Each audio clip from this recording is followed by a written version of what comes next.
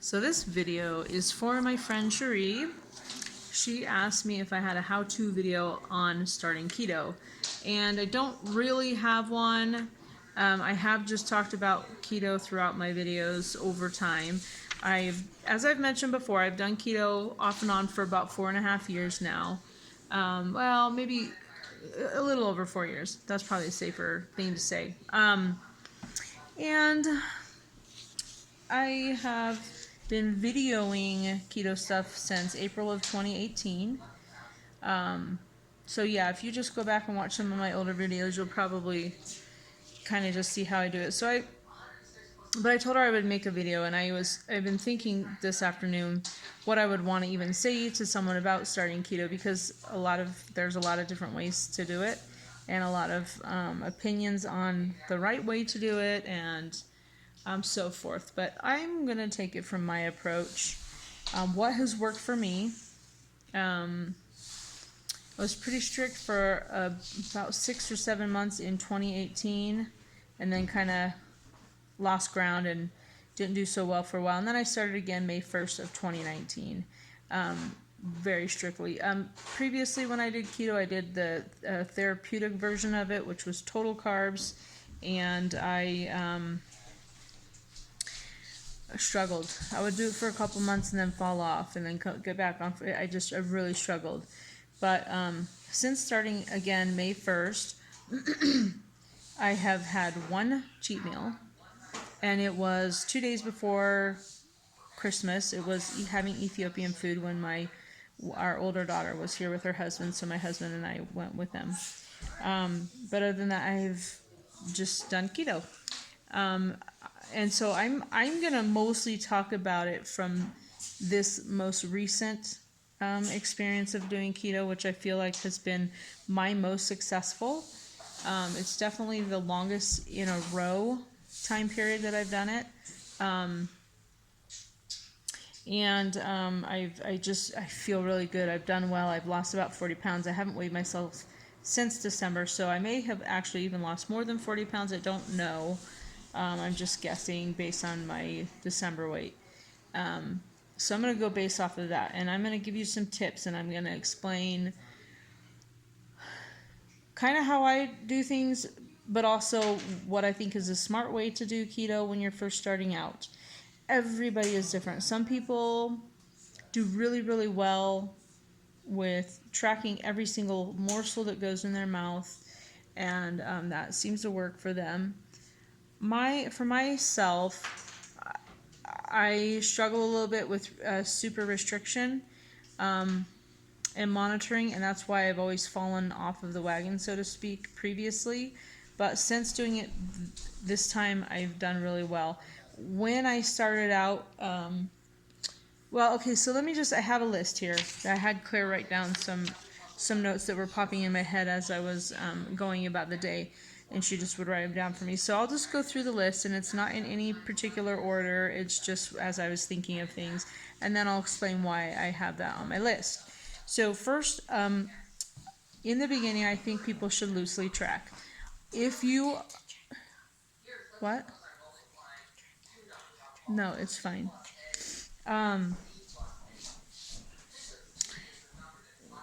So yes, loosely track. A lot of people need to track strictly, and they need that to keep them on track. So if you are that kind of person, ignore that advice. For myself, if you're wanting this to be a long-term thing, especially if it's for health reasons, I think you kind of have to ease your body into it and work your way up to a level of strictness. I think in the beginning, if you're so super strict, one, will feel like crap, and two, you just might not be able to continue. So that's just my personal opinion. I think that you should start out slow. Absolutely track your carbs. I think the carbs are very, very important. You need to stay at 20 carbs. Now, you can do net carbs, which I actually would recommend in the beginning doing net carbs. Total carbs is extremely restrictive, and that's hard for a lot of people in the beginning. So if you want to keep going, I would recommend that you start out with net carbs. Do not go over 20 net carbs. Don't track your protein. Don't track your fat. in a way that you're super restrictive and you're trying to get at certain levels, you should in your mind have a rough idea of how many calories you're eating, how much fat you're eating, and how much protein. You do not want to be too low protein, too low fat. If you go too low of either of those, you are going to fail. You're going to feel like garbage and you're going to fail. So what I would do is I'd get onto, some reputable website and look up the keto diet numbers. Some people do higher protein, some people do higher fat. You might have to play around with it a little bit with your body, and that's another reason why I'm like, don't be so restrictive in the beginning. You need to figure out what works for your body, what you can maintain, what you're still going to be losing at, and so forth. But figure out a rough idea of how many calories, protein, and fat you need to be at. And then just keep that in mind. There are some really great apps out there to keep track of your macros. I use Carb Manager. Yes, it's Carb Manager. I know people use Chronometer or MyFitnessPal, I believe it's called. There's a lot. So just find one and figure out what you want to do for yourself and then do it. And then it's good to know what you're doing, but I would not freak out and try and get to those certain exact numbers other than carbs. You really need to be careful on the carbs. But the other ones, it's just practice. Practice and see what works for your body. So that's what my first recommendation to you is. Yes, you need to track those things and be aware of what you're doing, but don't get so restrictive on them. Just kind of have a loose idea and tweak it till it works good for you. So I also talked about doing net carbs. I would not recommend total carbs in the beginning. And you know what? As time goes on and you slow down in your weight loss, you're going to want to have some tricks in your pocket to pull out. If you start at the beginning so super strict, so restrictive, so calorie mindset, etc., you might really struggle. And then when you are slowing down, you have nothing to pull in out and try. Just one sec.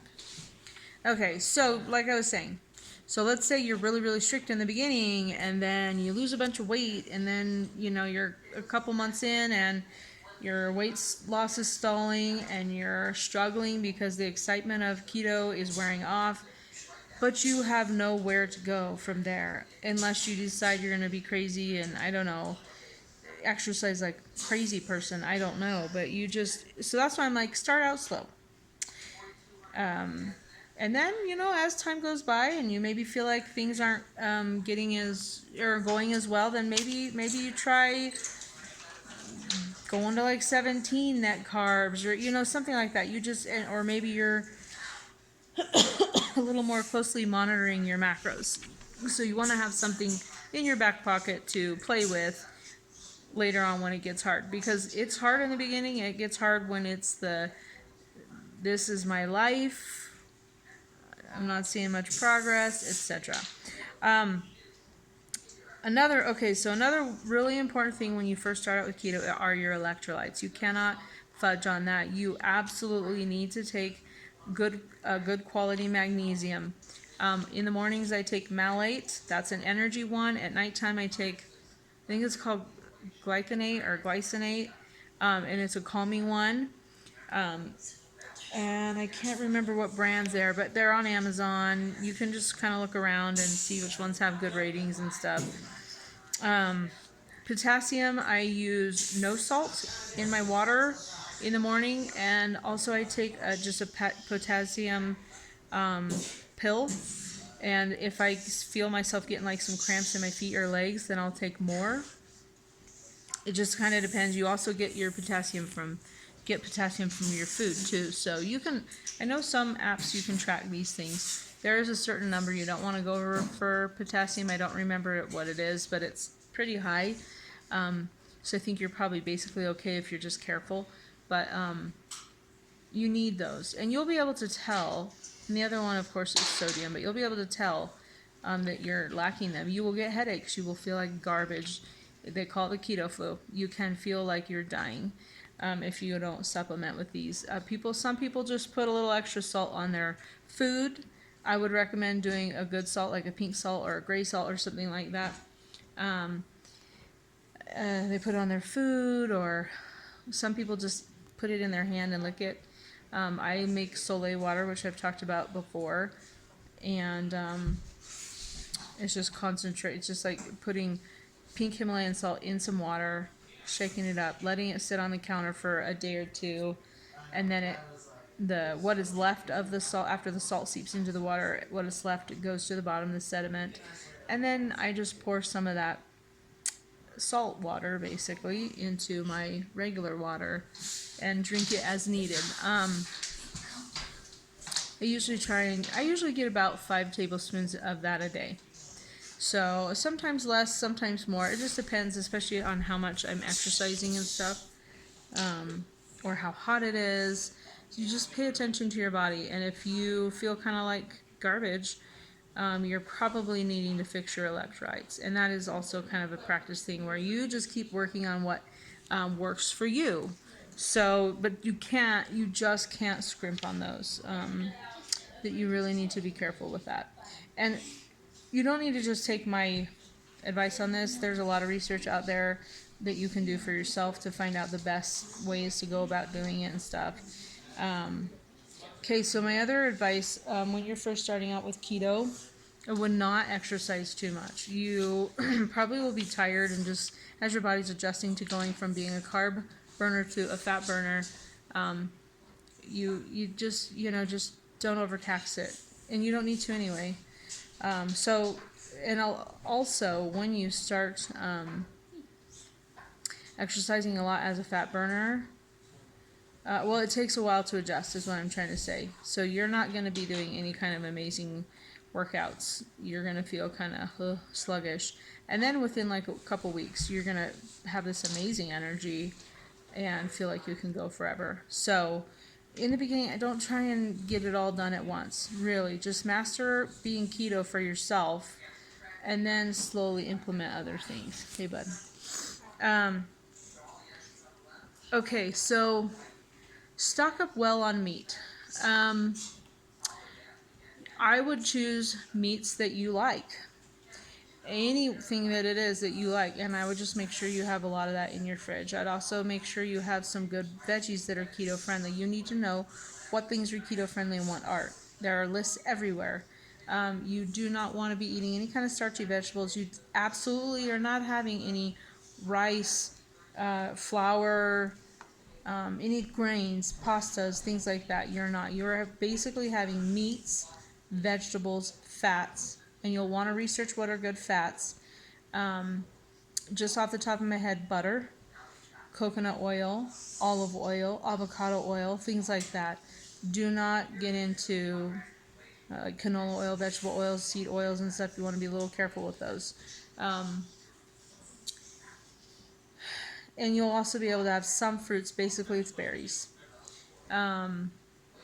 You just have to be careful because those carbs add up. But make sure you're well stocked.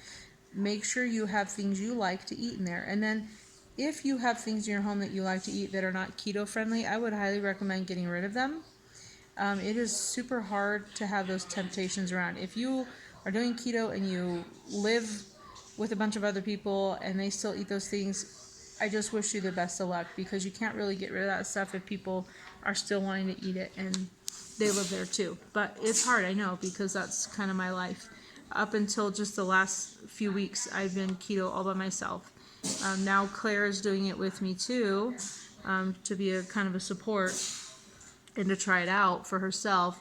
And that's been kind of fun. But if you can get rid of your temptations and not have them around the house, I would recommend doing that. I would have things that are keto friendly, just well stocked. I would also, in that same vein, I would have a few keto friendly treats.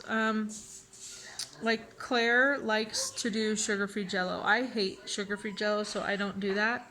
It's not tempting to me at all, but she likes that with some heavy whipping cream with a little bit of monk fruit in it. My go-to thing is dark chocolate. I love dark chocolate, so if you look for a really high-quality dark chocolate, or Lily's chocolate. Now, I wouldn't have too many keto treats on hand, because if you're having a weak moment, you might eat them all. But just have some that you can just nibble on something when you're struggling. And I would not beat yourself up if you eat, a keto treat every day. In the beginning, I feel like you are training your body to eat an entirely different way, and it has to be fun. It has to be okay. It can't be so restrictive that you're unhappy or miserable, because you will fail. So that's why I'm like, in the beginning, the first week or two, I would just go easy, just practice keto, um, and have things you like. Have meals made up. So I'm not very good at meal prep, so I'm not. This advice is a good piece of advice. I don't follow it so well myself, but I think it's wise to have a week's worth of keto meals planned out. So you know exactly what you're eating. You have all the ingredients in your house. You maybe meal prep and cook some of the stuff ahead of time so it's ready to pull out and go. There are weak moments, and it is hard. Um, so you just want to prepare. You want to be able to stave off any kind of weird temptations you're going to have. Sometimes you will feel absolutely full on keto and you won't want to eat, and other times you will feel like there's no way you'll ever satiate yourself.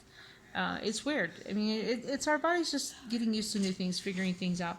But if you're prepared and you have things on hand, let's say like beef jerky, hard-boiled eggs, maybe some good cheese you like. Some people don't do dairy on keto. In the beginning, I would not worry about that. In the beginning, I would eat things, and then as you go over time and you get better and better and better at keto, you can challenge yourself. You can start restricting yourself. You can maybe find, oh, my body hates cheese, and you stop having cheese. Just stuff like that. It's just a process. Don't try and do it all at once.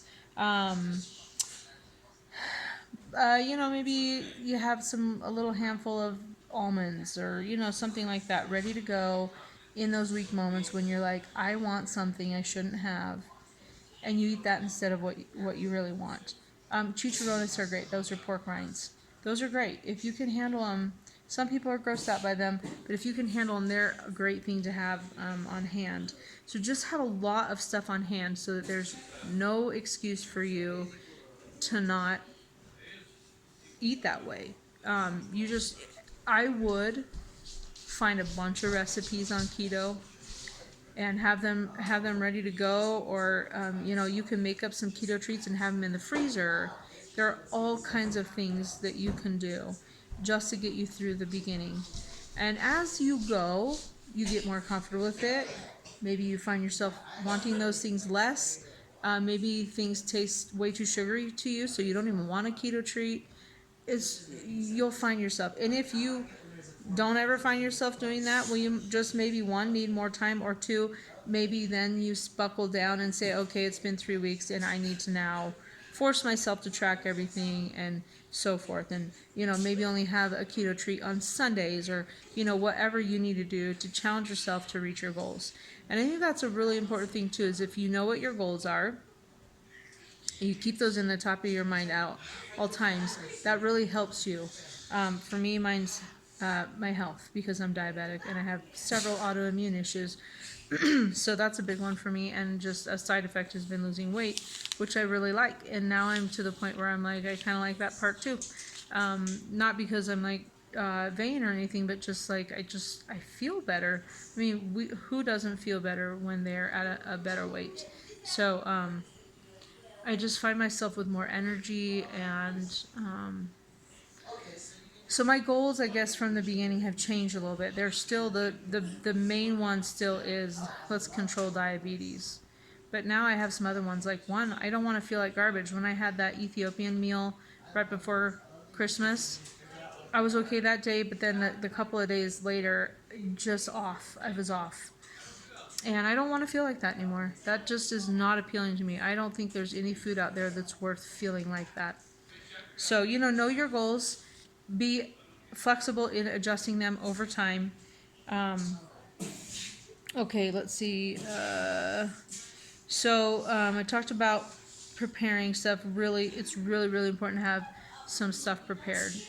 I would hesitate to do a whole lot of packaged keto foods. I personally try not to do them really ever at all. I've never even had keto bread. I know a lot of people like that, and they can do that. That's totally fine. But I would, for one, they're very expensive, but two, they've got a lot of stuff in them, and I feel like they're kind of a crutch. So, like, I want you to go easy on yourself, but I don't want you to get yourself so dependent on a certain thing that then you can't continue your journey without it. Because a lot of keto is adjusting, changing, tweaking, and you need to be able to do that if you're meaning for this to be long term.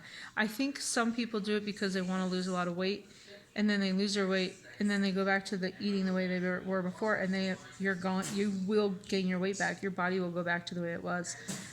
So it's kind of like, this is what I say to people, like, if you're going to do keto, I would seriously consider it being the rest of your life type of a thing.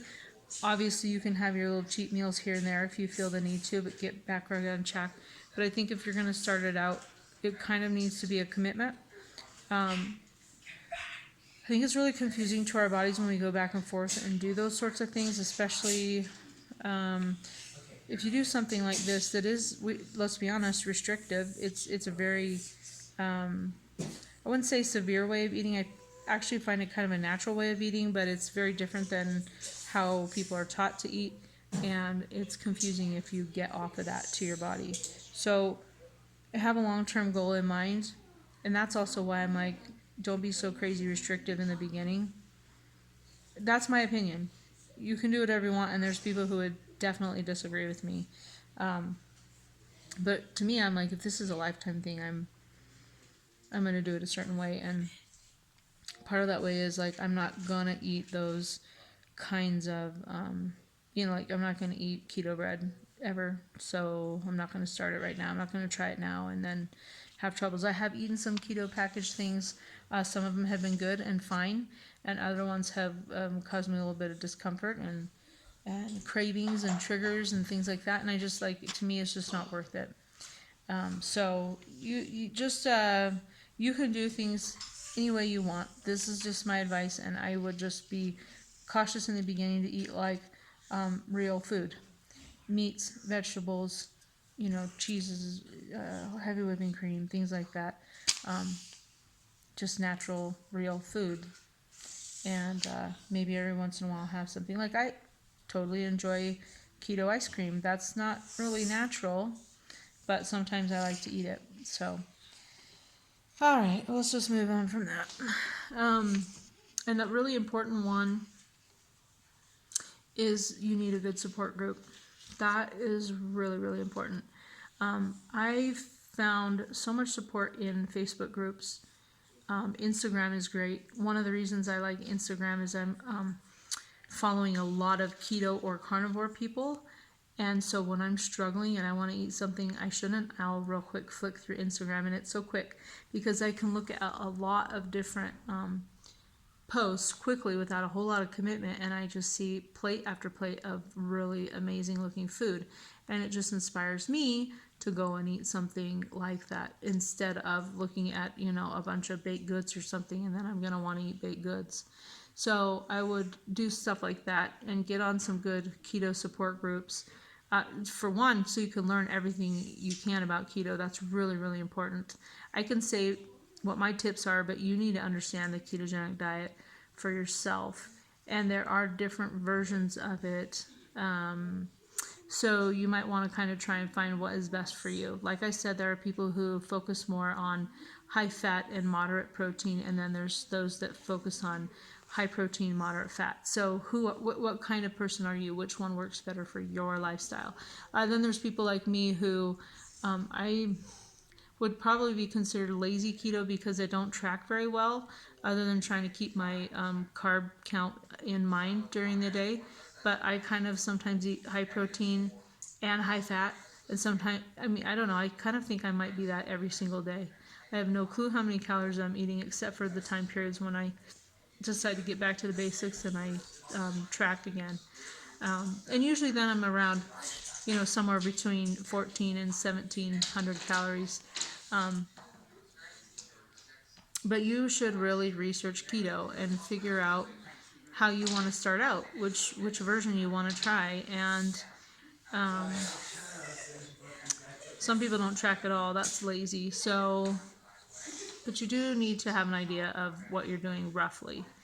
But you want that support. You want to be interacting with people who are doing what you're doing because it helps you. Being on keto can be pretty darn lonely. A lot of people hate keto. Most people misunderstand keto, and so it can be a really lonely thing.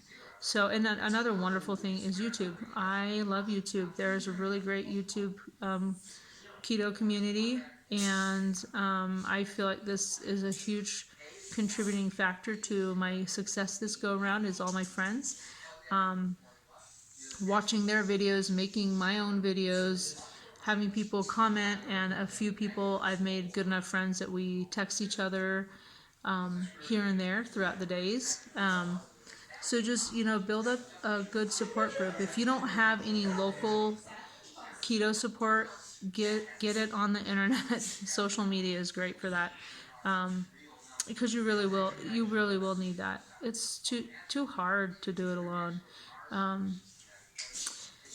And I'm trying to think if I missed anything, but those are my tips to get started on keto. And I'm not going to give you any specific rules of, of it because it's already out there on the internet. All you have to do is just research a little bit.